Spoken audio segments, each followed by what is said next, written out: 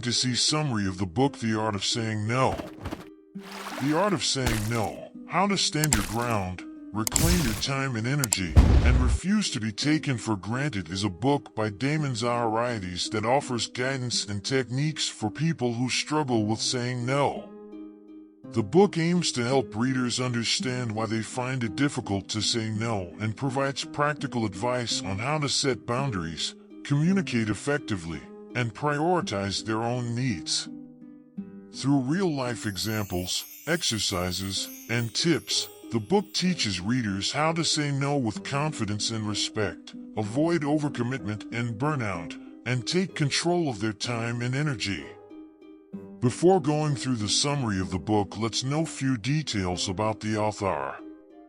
Damon Zahariades is an author, entrepreneur, and productivity expert. He was born and raised in Athens, Greece, and currently lives in the United States. He has a Bachelor of Science degree in computer science and worked as a software engineer for many years before starting his own business. In addition to being an entrepreneur, Zahariades is also a prolific writer.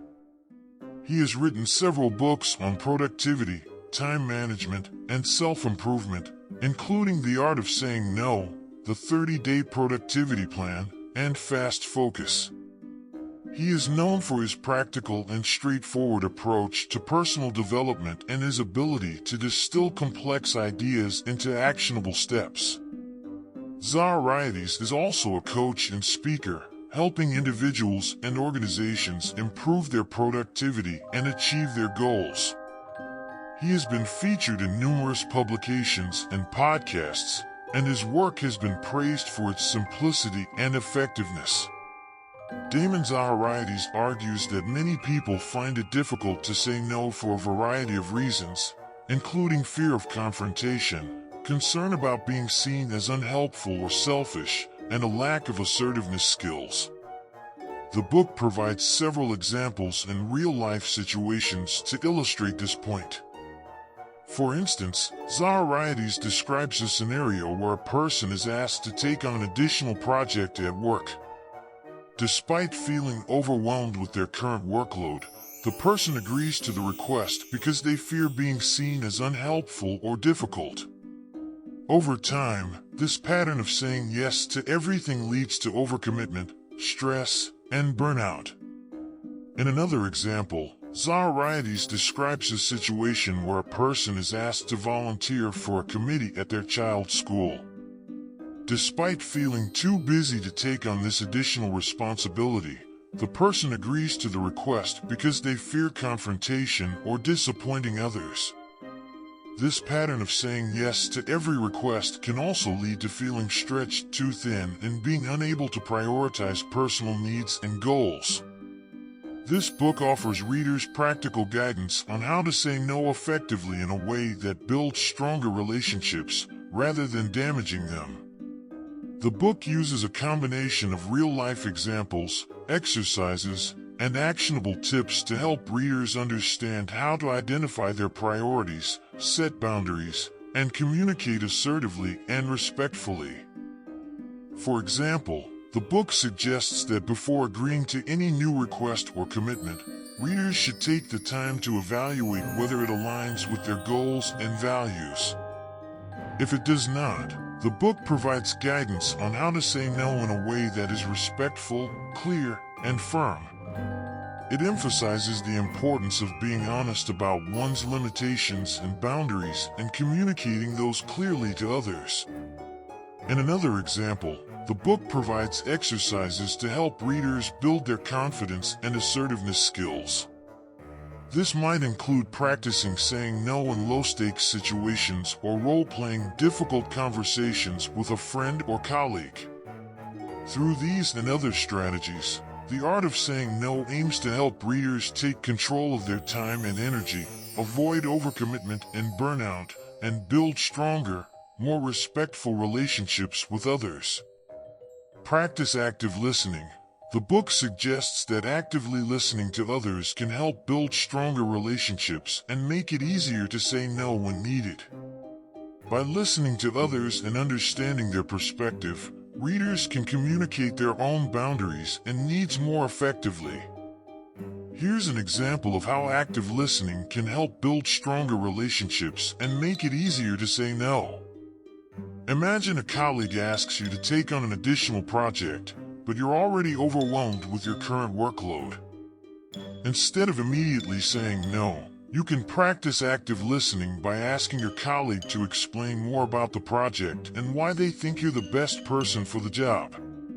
By actively listening to their perspective and understanding their needs, you can communicate your own boundaries and needs more effectively. For example, you might say something like, "I appreciate you thinking of me for this project, and I understand that it's important to the team. However, I'm currently working on a tight deadline for another project, and I'm worried that taking on this additional work will impact the quality of my work on both projects. Can we discuss alternative solutions or delegate the work to another team member?" By actively listening to your colleague and responding in a respectful and empathetic way, you can maintain a positive relationship while also communicating your own boundaries and needs. This can help build trust and respect, making it easier to say no in the future when needed. Use positive language. The book suggests that using positive language, such as "I would love to help, but I'm currently focused on another project," can help avoid conflict and maintain positive relationships with others. Here's another example of how using positive language can help maintain positive relationships. Imagine a friend invites you to a party that you don't want to attend.